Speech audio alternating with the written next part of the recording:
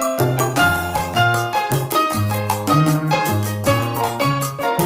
morning everyone, welcome to this class. Today we will start our chapter number 8, that is Confronting Marginalisation.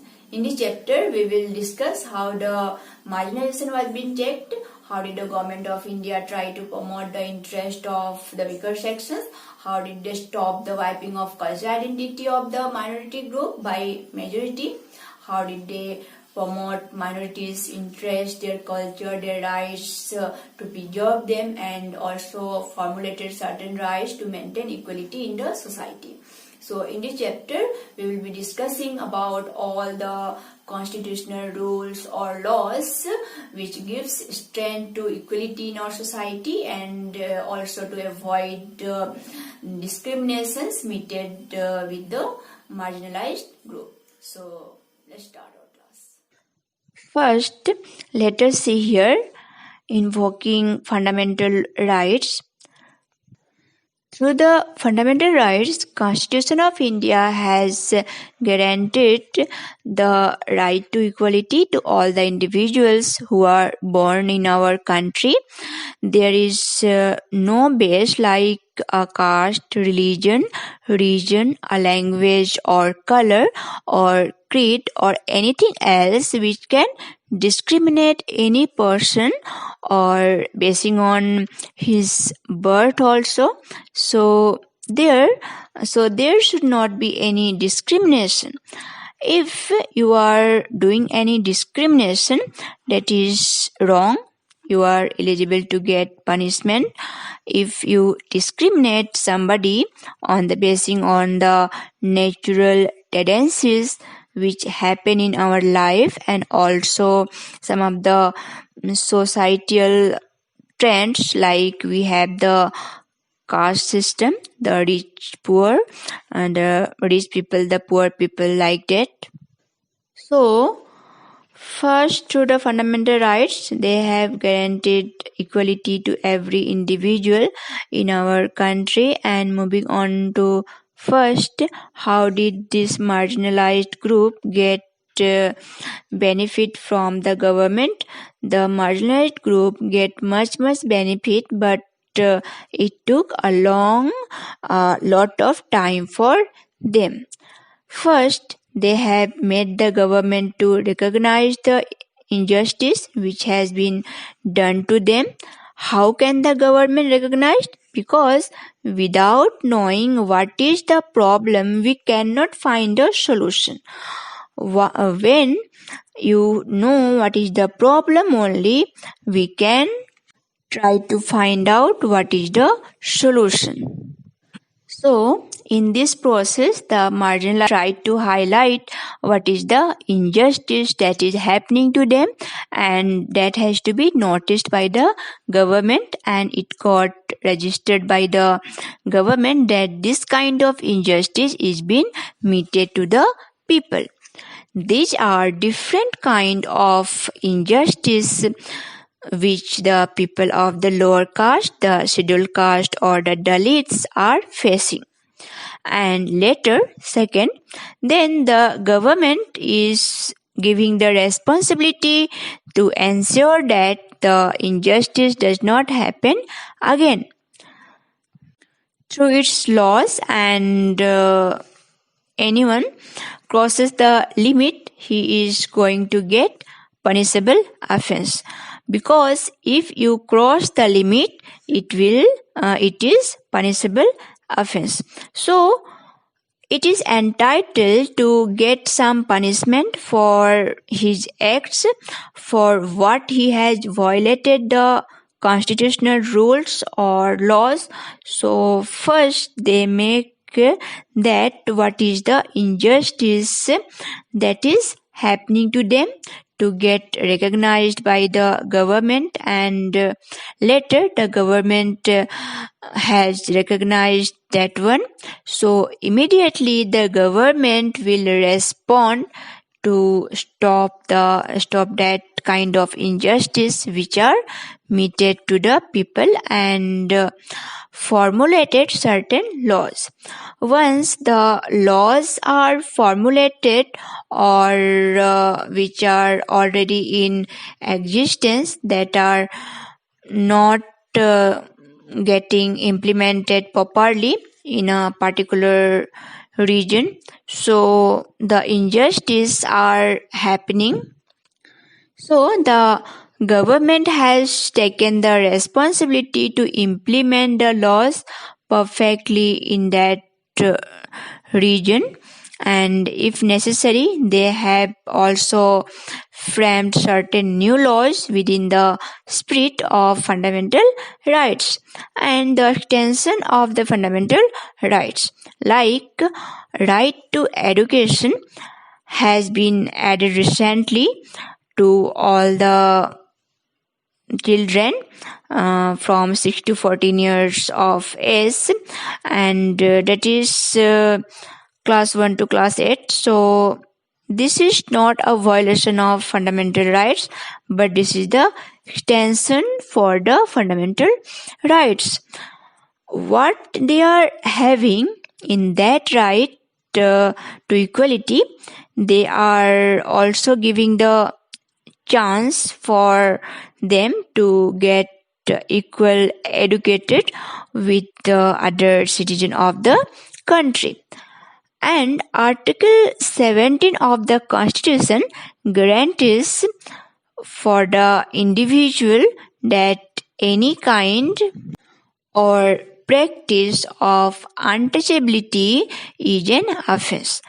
If we look at the Hindu caste system in our country from the Manu Dharma Shastra to till date, we have the division of the human beings basing on the work they do. It was mentioned in the Manu Dharma Shastra that we have fourfold caste system. One is the Brahmins, those who perform the religious rituals to the gods and deities and all. Then we have the Kshatriyas who rule and who govern. Then we have the Vaishyas who do the trading business. Then moving on to the Sudras. The Sudras are doing all the other manual works. So this fourfold caste system, as the centuries passed, it became very, very rigid. And now it is being strictly enforced for many categories of people, especially the Shudras are considered only to work for the higher caste people. So, if we look in 17th and 18th centuries, the entry of the Shudra caste people into the temples or the public places or to have the common dining are being strictly prohibited for them. So, this kind of prohibitions which are there in existence for many centuries in our country is first brought to the notice of the government that like this inhuman treatment is being meted to the people, to the marginalized groups who are considered as lower caste groups, who are considered as Dalits. So once it is cleared, the government understood what is the pain people are suffering because of this old customs of caste system. Later, the framers of the constitution framed such laws which prohibit all this kind of discriminations at any other cost in the country after India get independence. So, Article 17 strictly prohibits any individual or any practice of untouchability. If it is reported, it is a punishable offense. So no one can discriminate the other one. No one can discriminate or keep a group aside. No one is denied the entry of the temples. No one is denied entry into the public places. No one is denied entry to have the common dining with the other groups together. So this is called first recognition. Then enforcing the laws is the responsibility of the government. If anyone violates this, the government takes the responsibility and to give strict punishment to them and take actions against the group so that they don't repeat this kind of actions, or anybody else also do not dare to perform this kind of actions. And Article 15 also supports to Article 17.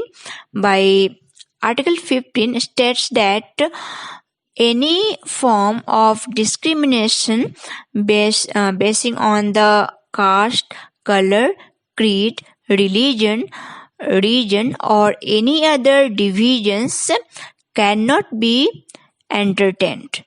If anyone is following this, he is liable for punishment. So Article 15 and Article 17 go both hand in hand to ensure that equality is existing in our country. Now let's discuss about rights to freedom of religion. If you look at the laws which are made by the Indian Constitution, or the laws which are granted certain rights to the minorities or the marginalized sections of groups in our country, we understand that the framers of the Constitution did not restrict them only to a particular religion or a particular caste.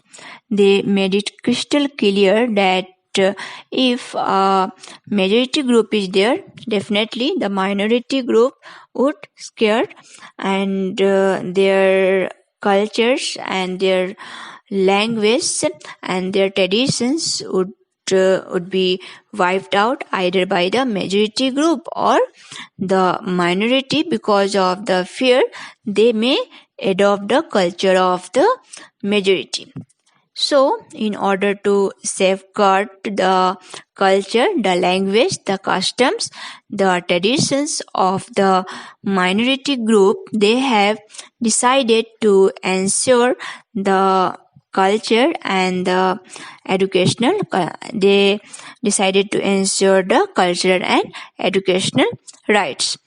The language of the people of the minority group, they can establish their own educational institutions. They can run their own institution in the language in which that particular minority is having their own mother tongue.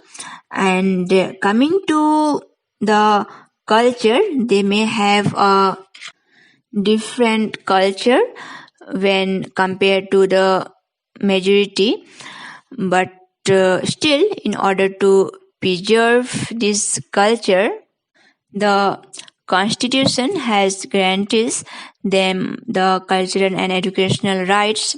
And when it comes to the support from the state, the Constitution also provided provisions like as they are in minority and they may be weak. So state itself state itself will fund them if necessary, provide loans to them or give aids to them, funded added to them to establish schools, to run their institutions, to help them, and if necessary request the staffs and hand it over to the institution. So that they can establish their educational institutions and run it very successfully.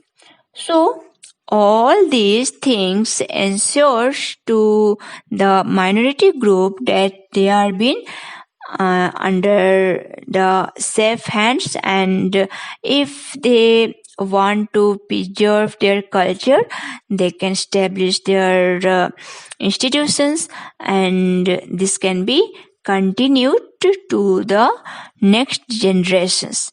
So there would not be any fear that our culture will be disappearing or our culture will be vanished away. As we have seen in the example of the Adivasis, as we know very little about the Adivasis except their stereotyping of dancing. Other than that, we know very little about the Adivasis.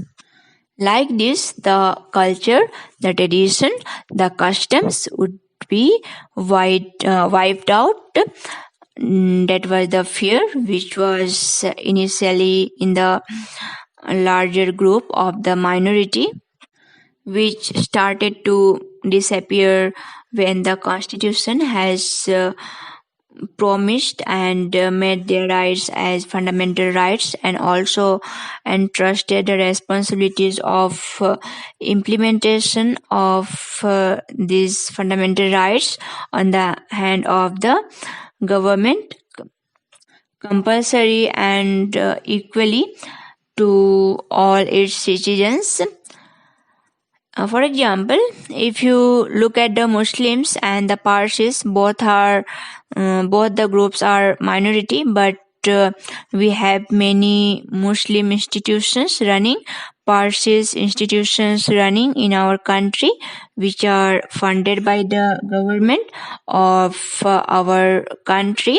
And we also can observe that the Islam tradition and customs are not disturbed by the majority group of Hindus or any other minority groups, and similarly the Hindus do not try to insist or invoke any kind of illegal activities or to harsh the Muslims or to torture the Parsis or force them to do any kind of actions which are against the interest of the particular religion what they follow. Like, for example, these Muslims, they would like to have the meat of buffaloes or cows, so beef was a common concept of dining for them. But when it comes to here in Hinduism, cow is considered as a representative of one of the deities of goddess. Then there are differences in the ideology and the customs. How do they treat the animals? This also brings a very clear separation between the Hindus and the Muslims, but no Muslims or no Hindu takes on one to one and criticize about the food habit what they have. So like this, we maintain neutrality on certain concepts because the rules and the rights are being granted by the constitution, that we should not involve ourselves in rights or in attacking anybody else, because there is equality for you, equality for others also. They have same equality. So your equality means respecting others' equality also come under the concept of equality.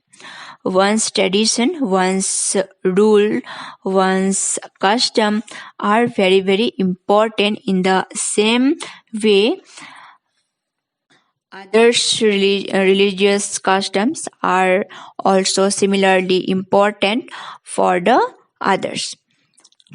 Your customs may be important for you.